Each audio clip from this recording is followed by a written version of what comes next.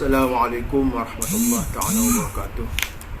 InsyaAllah kita sambung muzakarah kita pada bab menyatakan syarut ta'am, artinya sangat lupa atas makanan, pada muka surat ke-25. Qala muallif rahimallah,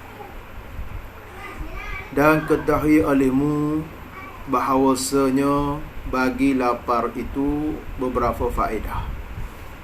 Jadi sebelum tu minta yang mendengar tu cuba komen, adakah suara Ana jelas ni?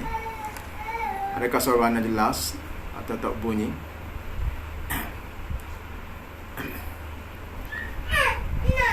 Dan ketahui olehmu bahawasanya bagi lapar itu beberapa faedah. Jadi musannif kata bagi lapar, berlapar itu ada mempunyai beberapa faedah. Setengah daripada faedah berlapar. Jadi berlapar ni lawan kepada sifat, sikap berloba pada makanan, berlebihan pada makan. Jadi sifat yang tercelanya, mazmumahnya adalah loba pada makan. Adapun sifat yang mahmudah ialah berlapar, ibadat berlapar kerana Allah Subhanahu Wa Taala. Setengah daripada faedah berlapar. Jadi musannif nyatakan di sini faedah lapar supaya bagi galakan pada kita untuk kita mengamalkan. Kita panggil bab targhib, menggalakkan. Setengah daripada faedah berlapar nipis hati.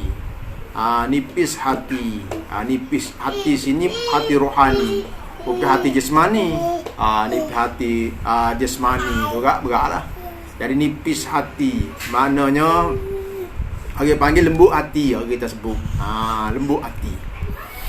Lembut hati hingga mendapat ia seorang yang nipis hati itu, yang mana hasil daripada berlapar, maka akan jadi lembut hati.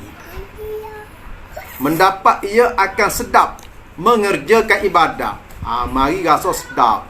Sedap maknanya suka, bahagia. Jadi saadah, kebahagiaan, suka, dan pada setiap suatu dan kelazatannya, kerehatannya adalah mengikut tabiat suatu perkara tu, satu benda tu, mengikut apa yang Allah Subhanahu Wa Taala jadikan dia punya function dia. Contohnya kelazatan mata, falazzatul ain, kelazatan mata pada melihat pada objek, gambar yang ataupun image yang cantik, yang menarik, maka mata akan rasa lazat. Mata akan rasa lazat. Kelazatan telinga pula apabila kita mendengar suara-suara yang menarik, yang sedap didengar oleh telinga. Itu kelazatan bagi telinga. Begitu juga anggota-anggota yang lain. Adapun sedap sini, rasa mana sedap mengerjakan ibadat ni? Rasa sedap mengerjakan ibadat ni rasa di hati. Lazzatul qalb, lazat hati ni khasatan bi ma'rifatillah. Kelazatan hati ni khas bagi makrifah Allah Taala, mengenal Allah Taala. Mari rasa mahabbah pada Allah Ta'ala, rasa cinta, kasih ada Allah Subhanahu Wa Ta'ala lebih pada segala-galanya. Ada rasa sedap. Sedap. Kenapa kelazatan hati adalah khas, khusus pada mengenal makrifat Allah Subhanahu Wa Ta'ala? Kerana hati ni adalah makhlukun laha. Kerana hati kita diciptakan untuk mengenal Allah Subhanahu Wa Ta'ala. Jadi apabila kita ibadat, kita berlapar, adalah orang panggil menanggun susah, rasa susah, lapar ni bukan sedap. Nak kira kan, kata pada tidak rasa sedap, tidak rasa sedap pada perut kita. Tetapi Allah Subhanahu Wa Taala bagi hati kita jadi cerah, akan rasa sedap apabila kita buat ibadat. Antara alamat hati tu kerah, apabila buat ibadat tak rasa sedap, apabila buat maksiat tak rasa bersalah, tak rasa berdosa. Ibarat umpama lalak hingga ke hidung, tak ada rasa gapo. Tapi orang yang lembut hati, orang yang nipis hati ni, apabila buat ibadat, ia akan mari rasa zuk, akan mari suka, yang mana tak boleh nak dibayangkan. Dan apabila jatuh kepada maksiat, rasa takut, umpama takut ditolak jatuh pada jurang, pada tempat yang tinggi. Tu orang nipis hati. Sensor hati tu ada. Walaupun begitu, bagi ulama sufi, khususnya mengajar, ulama mengajar, khususnya contohnya dalam kitab Wasiyah Matbuliyah ataupun kitab Minah Husaniyah, syarah dia kata jangan kita buat ibadat, jangan kita buat ibadat semata-mata untuk dapat kelazatan ibadat. Jangan buat ibadat semata-mata kerana nak dapat kelazatan ibadat. Maknanya kalau rasa tak lazat, tak saya buat ibadat. Bukan kata tak lazat, tak sedap, tak saya buat, tinggal, tidak. Kita buat kelazatan bukan tujuan pada ibadat kita. Kelazatan bukan tujuan, tapi Allah Subhanahu Wa Taala bagi rasa. Kalau Allah Taala tak bagi rasa pun, tak bagi rasa pun, kita mujahadah lah. Mujahadah. Orang panggil dulu. Ada. Dan setengah daripada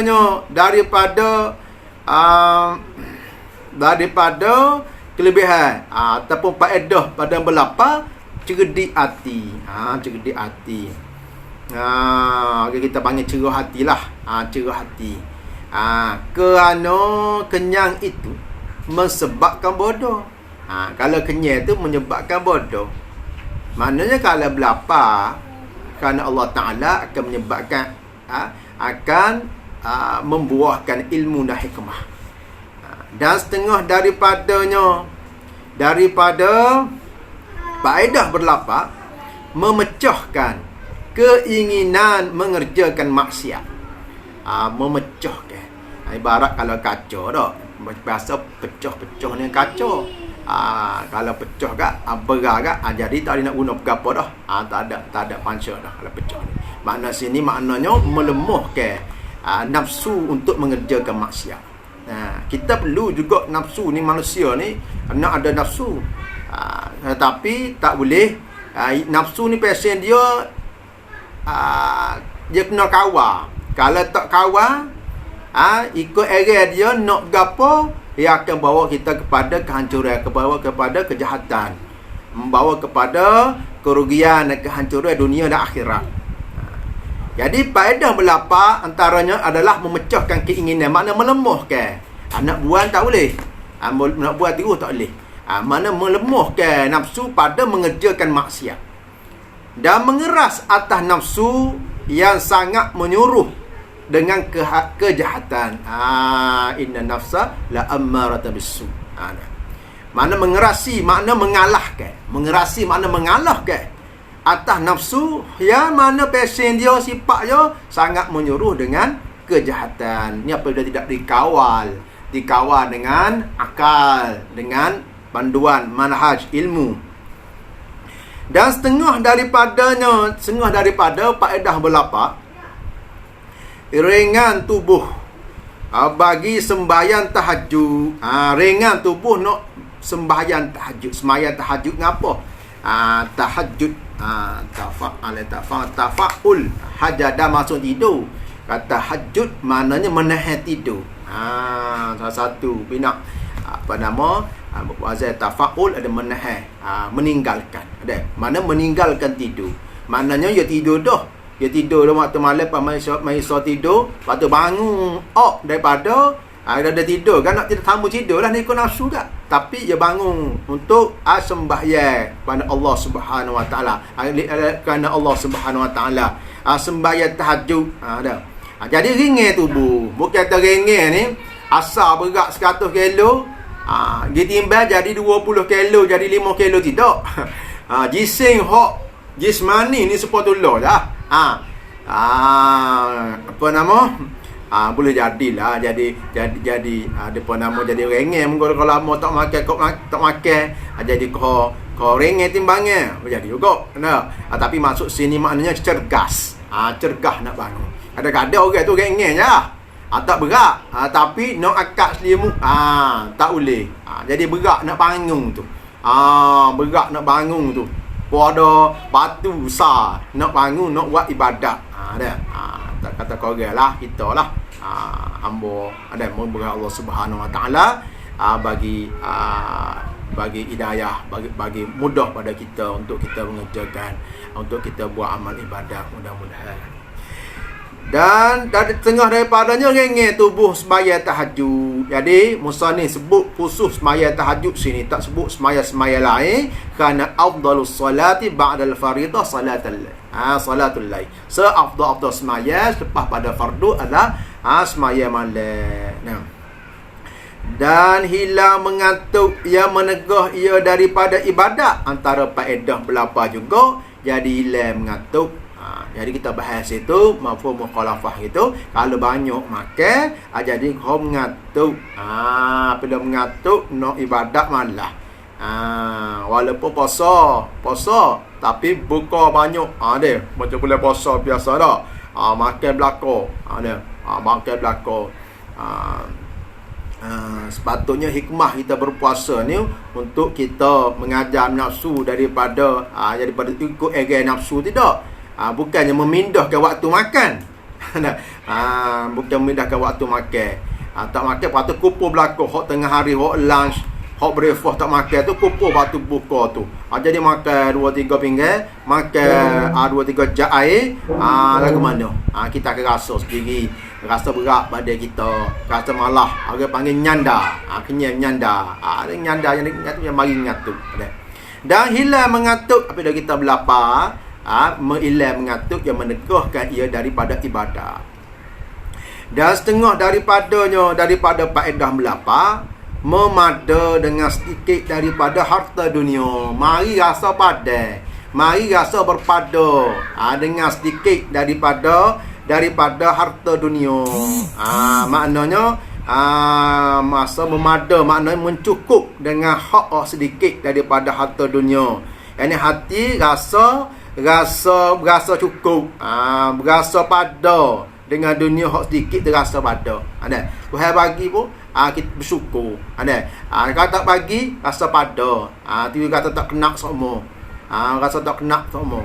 Jadi antara perkara manusia terasa tak cukup, yang pertamanya tak cukup dengan harta. Boleh segunung mah, nak segunung lagi, tak cukup. Yang kedua tak cukup dengan ilmu. Rasa qanaah, rasa tak cukup dengan ilmu, rasa tak cukup dengan harta tu, tu sifat yang mazmumah. Ataupun rasa cukup tu orang panggil qanaah ni, ni sifat hak mahmudah.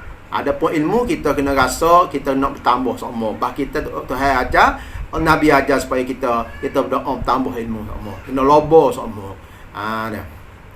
Adapun kenyang itu habis kata musannif pengarang sebut setengah. Ada antara banyak lagi kelebihan belapa ni. Jadi antaranya disebut dalam kitab Qalbus Salim, menakalkan dari kitab disebut oleh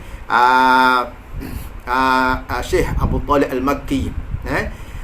Sebut sekurang-kurangnya kita kena ada 7 niat supaya kita dapat kebaikan ketika kita menahan lapar tu. 7 niat. Pertamanya kita tekan, kita niat kita tahan lapar tu, kita tekan dan kawal hawa nafsu. Walaupun sama ada kita puasa ke kita tak puasa tu atau benda lain. Maknanya kita lapar tu kita niat kita tekan nak kawal hawa nafsu. Yang kedua, kita niat kita nak ikut, kita nak meneladani perbuatan Rasulullah sallallahu alaihi wasallam dan perbuatan para sahabat hak selalu berlapar, rutin sahabat, rutin Rasulullah bukan berkenyang, tetapi rutin mereka adalah berlapar. Begitu juga para salafus salih Jadi kita niat walaupun kita tak sempurna dengan ilmu tu, kita niat nak ikut, nak cuba, nak rasa, mudah-mudahan Allah Taala kumpulkan bersama mereka pada hari kiamat nanti, insya-Allah. Yang ketiga kita biar rasa, kita niat kita nak kurangkan rasa nikmat dunia dalam diri kita, nak ajar, kita nak ajar tak sewi terdidik sangat. Apa dia kata terdidik sangat nikmat, rasa tak buah sama, rasa terkejar-kejar, rasa teringat-teringat, rasa saya nak tinggal. Yang keempat, kita niatkan supaya mendapat ketenangan dan merasa kenyang di akhirat. Yang kelima, kita niat untuk kita kurang boleh alik pada jabat setan. Apa dia? Ketandah. Kita supaya kita kurang nak pergi ke tandah. Mungkin makan banyak kat tandah sama, ya ke buai sama. Supaya kita dapat kedudukan orang benar dan orang malu pada Allah Subhanahu Wa Taala. Dan antaranya kita niat kita jauhkan diri daripada kemurkaan dan kebencian Allah. Kita yang terakhir kita niat kita nak latih diri kita, tarbiyah diri kita untuk kita peka dengan orang hak lapar kerana kesempitan hidup, orang miskin dan sebagainya. Antara dikongsikan dalam kitab Qalbus Salim yang nakal daripada kitab Syekh Abu Talib Al-Makki. Qala muallif rahimahullah,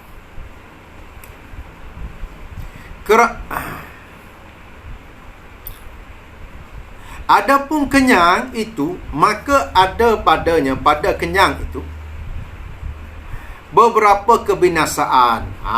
Dalam kenyang pula ada beberapa kebinasaan, beberapa kecelakaan. Yang ni kerugian dan kerosakan. Maknanya beberapa kebinasaan, maknanya kerugian dan kerosakan. Pertama, ada banyak, tapi sebut antaranya. Pertama, daripada beberapa kebinasaan tadi, ketiadaan sedap mengerjakan ibadah. Lawa tadi. Kalau melapar, mai rasa sedap, mai rasa lazat buat ibadah, kenyang, mai rasa tak sedap buat ibadah. Mai rasa tak sedap buat ibadah. Tapi kalau kita dah telah dah, kita berlapar pun rasa tak sedap juga, kita kena buat ibadat juga. Jangan kita, kerana itu bukan tujuan kita buat ibadat untuk rasa lazat. Begitu kalau kita kenyang, kata tak sedap, buat ibadat kita kena lah. Tapi ada kelebihan. Koliknya, apabila berlapar, Tuhan bagi rasa sedap, rasa ringan. Kalau kenyang, mari hilang rasa, hilang sensor tu rasa. Kedua, menambahkan keinginan nafsu. Kata guru kita, Syedi Dr. Luqman Al-Hakim Al-Azhari, kata nafsu ni, nafsu ni apabila sentiasa dipenuhi akan kehendak keinginan dia, bagi belakang semua keinginan dia, dia tak berpada. Dia akan fikir pula apa yang nak. Kalau makan tu, makan sama, dia akan fikir. Anggota lain pula fikir. Mana anggota lain akan nak lain. Mana kalau kata kenyang dah, kita kenyang sama, apa yang nak, mata akan jadi kau racok, kau bekerja. Tangan akan jadi kau bekerja untuk dapat keinginan, kelazatan dia. Begitu juga kaki untuk dapat kelazatan dia. Begitu juga anggota-anggota yang lain.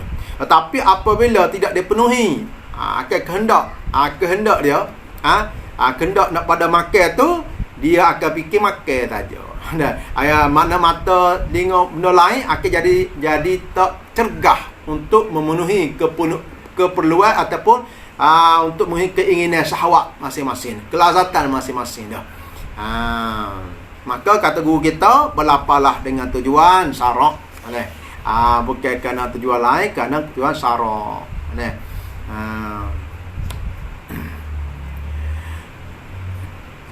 Ketiga, antara kebinasaan berkenyang, ketiadaan kasihan akan yang miskin, tak sia. Tiada kasihan, makna oleh hati seorang itu. Kasih ni adalah hati. Kasihan hati. Tiada kasihan oleh hati seorang akan yang miskin. Mana miskin sini maknanya orang hak miskin mana galik, hak tak ada makanan, hak berlapar semua kerana tak ada makanan.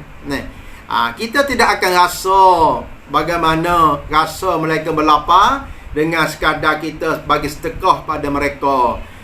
Tapi kita akan rasa betul apabila kita berlapar supaya mereka. Itu antara hikmah. Hikmah pada berpuasa. Kita rasa lagu mana rasanya lapar. Abang rasanya lapar ialah dengan cara kita berlapar juga. Tidak boleh kita tengok usianya orang miskin lapar. Tengok mata kelipah-kelipah. Nampak we makan sungguh laparnya usianya. Kita tak rasa sia sungguh sebenarnya. Kalau kita sendiri kenyang semua. Perut kita kenyang semua, kita tak akan rasa betul-betul sia sebenarnya. Kerana ialah dia. Bapa kata tak mari kata sia akan orang miskin kalau kenyang. Ialah dia. Kerana apabila ia seorang kenyang, nescaya menyangka ia akan sekalian manusia semuanya kenyang, bersalahan lapar. Kalau ia kenyang, ia ingat orang lain serasa apa dia, tak rasa bapa monyok sangat ni orang miskin ni. Cergahkan sikit dia tahu orang miskin rasa lapar. Setengah orang tu di jalan ni tu lapar. Kita kenyang semua, tak rasa. Rasa orang seperti dia belaka. Bersalahan lapar. Maka kalau begitu, maka ia lapar. Maka ia lapar sebab bagi kasihan belah akan orang miskin. Qala muallif rahimahullah, dan itulah setengah daripada hikmah. Itulah al-mazkur yang sebut daripada hikmah wajib berpuasa. Ataupun nak kembali kepada hal terdekat tu, dan inilah maknanya keadaan lapar jadi sebab bagi kasih belah ke orang miskin itu setengah daripada hikmah wajib berpuasa. Situ dah, jelas dah.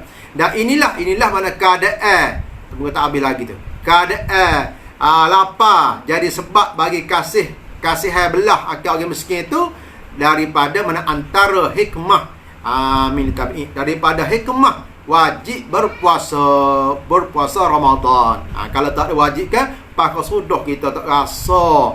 Orang yang biasa kenyang tak akan rasa lagu mana periknya orang berlapar, orang miskin, orang tak cukup makan. Kalau tak ada wajib kan.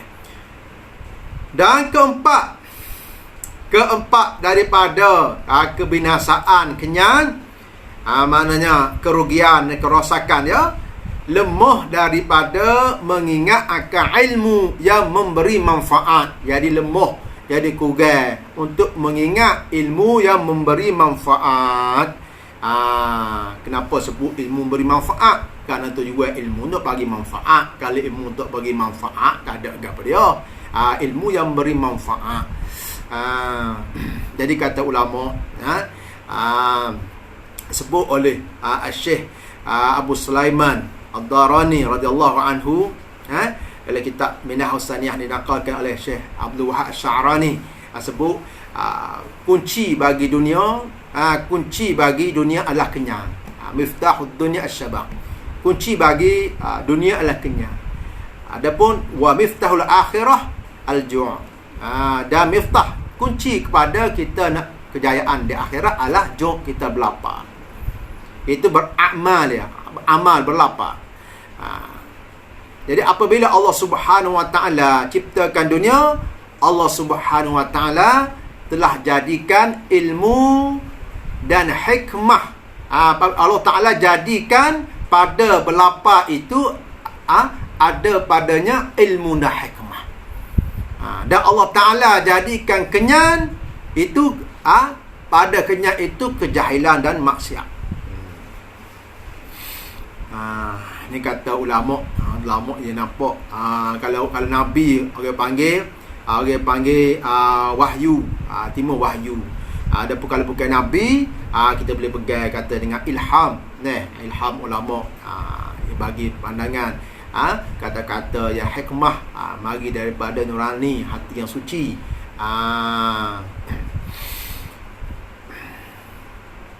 Kelima, bahawasanya orang yang sempurna iman itu pergi datang ia kepada masjid. Dia kata orang yang sempurna iman, ia akan pergi mari ke masjid. Mari ke masjid, awak apa? Awak ibadah lah. Maksudnya sini. Bukan pergi mari masjid jogging tidak. Yakni kepada tempat buat ibadah. Apa ni? Dan orang yang banyak kenyang itu lagi akan datang ia kepada jamban. Orang yang banyak kenyang pula, pergi jamban sama lah. Kena salah makan kak. Oh, dah. Korek pergi jamban. Maka habis.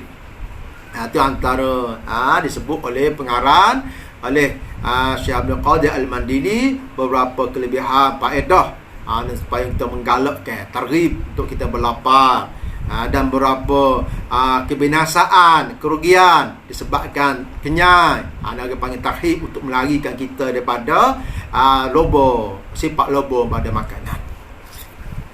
Maka jika engkau berkata, kalau didatangkan iktiraf, datangkan kritikan, maka jika engkau berkata ataupun timbul persoalan dalam diri kita, sungguhnya telah jadi kenyang itu adab bagiku, maka betapa aku meninggalkan dia. Ada bahasa kan nak translate kat Kelantan kak. Dok biasa doh. Kenyang tu. Dok biasa doh. Dok biasa begitu, jap kecil lagi. Kalau makan kak, kalau tak kenyang tak sah. Tak sah. Makan orang panggil siapa kenyang.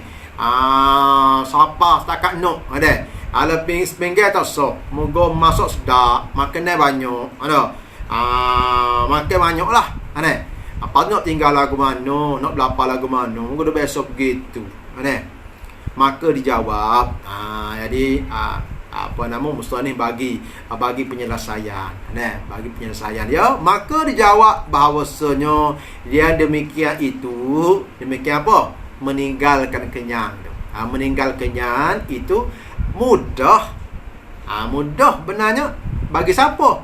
Atas mereka yang menghendaki akan dia dengan diansu-ansu, mahlan-mahlan. Mudah kalau buat cara berperingkat, cara sedikit-sedikit, cara tadarruj, cara sikit-sikit, jangan sekaligus sama dok makan agak tak sah kalau tiga pinggan. Tiba-tiba makan 3 suap. Payah. Boleh buat sekali lepas tu gak. Tambah pula 4 pinggan lah. Lepas pada tu nyo. Jadi buat cara beransur-ansur. Lagu mana? Tafsir pula. Dan iaitu diansur-ansur tu, bahawa mengurangi engkau pada tiap-tiap hari daripada makanan engkau yang biasa qadar sesuap hingga biasa 3 pinggan. Okey. Tak boleh kurang sepinggir pun qadar suap, mana agak-agak lah. Tak bila mungkin suap ni. Yang mana sikit-sikit.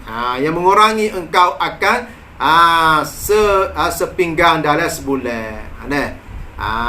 Hingga mengurangi engkau akan sepinggan dalam sebulan. Kalau 3 pinggan, kurang lu sehari suap, 2 hari suap, 3 hari kurang sikit-sikit, tinggal 2 pinggan. Jadi sikit-sikit dalam sebulan tu jadi kurang. Maka tiada nyata bekas mengurangkan itu pada diri engkau. Jadi tak perasan. Dan jadilah sedikit itu adab engkau. Jadi hak jadi sikit tu pula jadi adab. Bila kita buat sikit-sikit, jadi tidak jadi orang panggil apa dah? Orang panggil mengejut. Orang panggil apa dah? Mengejut sangat. Qala muallif rahimahullah. Dan ketahui olehmu bahawasanya mensedikitkan makan itu 3 pangkat. Jadi musannif nak cerita pula. Kata sikit makan tu, ya ada setiap benda tu ada level dia lah. Ada level dia. Sedikit cakap ataupun sabar dia, sifat mudah, tapi ada level dia. Hak mana level pertama, level kedua, level hak tinggi sekali. Jadi nak siapa level tinggi sekali ya, kena mula pada level pertama lah. Adat yang begitulah, adat usaha yang begitu. Adat kita mujahadah, adat gapo-gapo pun kita naik tangga tu sosok, bukan naik lopak tinggi selalu, tidak. Jadi nak sedikit makanan tu sebagai sifat terpuji ni ada label dia, ada 3 pakat. Pertama pakat siddiqin. Ni timur kira pertama sini kira pakak tinggi sekali. Urutan hak tinggi sekali lah panggil ni. Ayat 3 kira pertama hak tinggi sekali. Ni. Mana pakak sedikit, apa sedikit pakak segala orang-orang yang benar. Yang pakak benar dalam maqam hati ni, sedikit ni pakak tinggilah.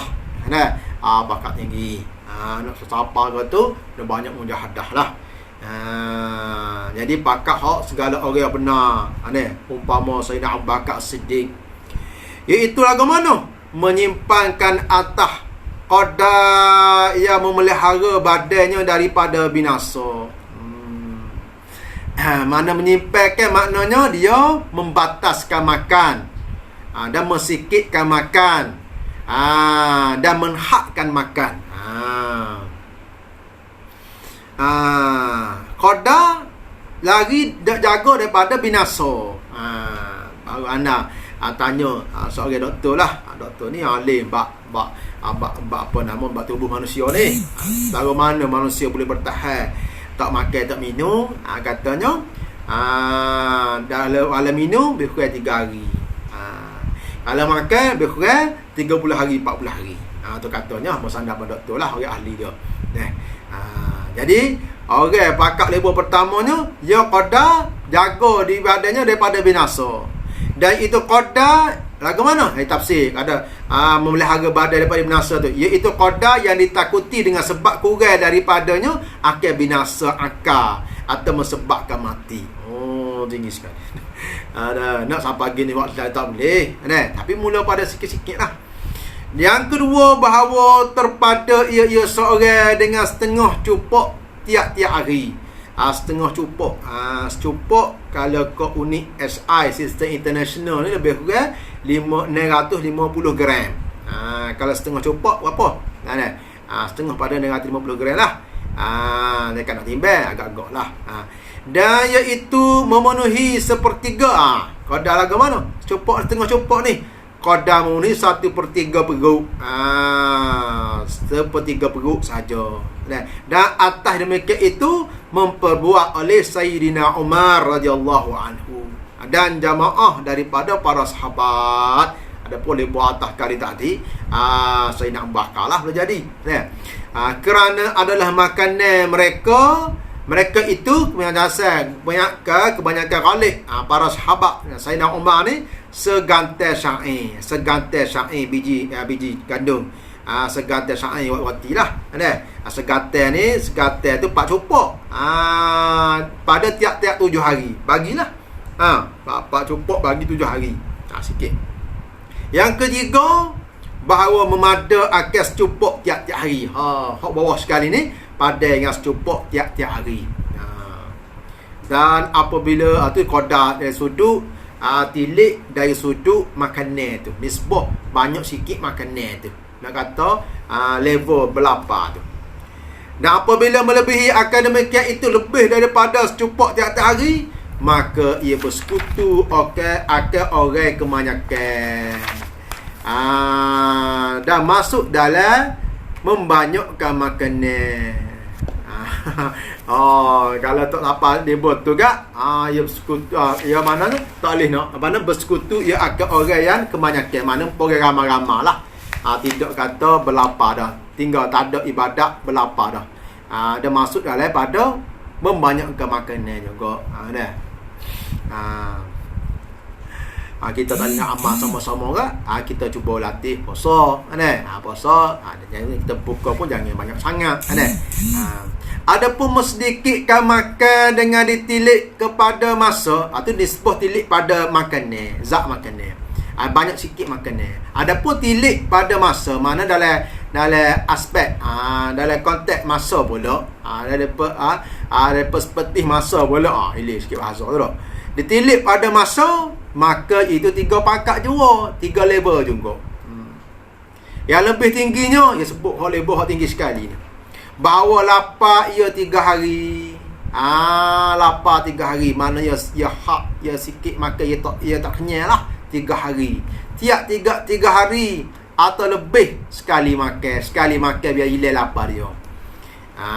Maka sungguhnya Allah Sayyidina Abu Bakar radhiyallahu anhu lapar ia 6 hari.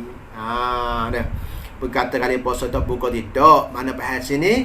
Maknanya dia berlapar. Mana dia tak makan siapa. Mana dia dalam keadaan lapar semua. Dia makan pun tak sampai hilang lapar dia. Dari masa ni hari. Barulah hari hilang lapar tu. Dan ada pun yang pertengahan. Lebih bawah sikit. Bahawa makan ia pada tiap-tiap 2 hari. Tiap-tiap 2 hari. Barulah hilang lapar tu. 2 hari berlapar serik. Dan yang lebih rendah. Hak bawah kali. Nisbah masa nisbah masa makan ni makan ia tiap-tiap hari sekali. Ni mana awak tahu ni antara Imam An-Nawawi dah sekali sehari makan. Ni adapun mereka yang makan 2 kali, kita lebih 2 kali 2, 3, 4, 5, 6 kali dah. Pada tiap-tiap hari maka tiada ada baginya kelakuan lapar sama sekali. Tak ada dah pergi ibadat al-jum' lapar yang mana sebagai miftah kunci pada akhirat yang mandi miftah menjadi sebab kepada ilmu dan hikmah ni. Dan adalah ia mereka orang yang makan lebih pada 2 kali sekali atau 2 kali sekali atau lebih, ia meninggalkan kelebihan lapar. Wallahu a'lam. Assalamualaikum warahmatullahi taala.